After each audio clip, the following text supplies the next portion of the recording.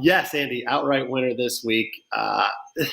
This is tricky. This week is tricky for me because there's a lot of different scenarios at play, and PGA Tour is a weekly grind, and trying to figure out travel, and how guys get up or down for a tournament week in and week out is difficult. So Sepp Straka, obviously in contention last week, was trying to come back on Harman. Clearly nobody was able to do that, but he grinded all the way to a joint runner-up finish, and now he's got a quick turnaround, fly back to the United States and play here in the 3M Open. It is a tough ask. So that is my asterisk I'll throw up on Sepp Straka, and I will let you know kind of my plan this week is to really make sure my outright and leaderboard card has a mixed bag of, all right, guys that are playing well and maybe contended last week versus guys that maybe missed the cut, got a little early flight back, or guys that didn't play at all last week. So you got to be careful not to make sure you don't put all your eggs in one basket, because I really don't know. Some guys can do it. Some guys are going to struggle with that. But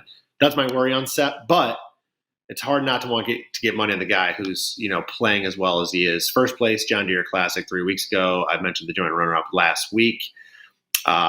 What was impressive last week, Andy, he gained nearly 9 strokes on approach at the Open Championship, and he was making putts. He gained over 3.5 strokes putting as well. I mean, obviously that's a lethal combination if you're hitting close shots and burying your putts.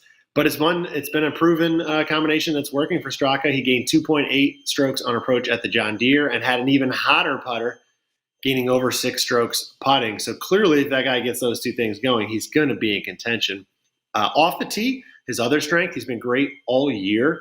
He's not the longest hitter on tour, but he can still poke it out there. He's got a decent combination of both distance and accuracy. He's gained strokes off the tee in 9 straight events.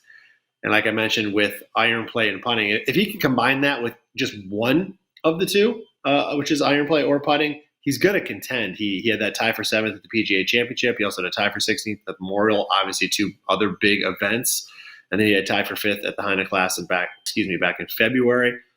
Again, the question for me is how quickly and how good will he be able to turn this short trip around and be able to get up for this event. So that's my only worry, but he's clearly playing well. I would be surprised, though, if we don't have a Sunday sweat from Sepp Straka with a chance to win this week. So 28-1 right now at BetMGM, I think is a great price, and I'll throw a little money on Sepp this week.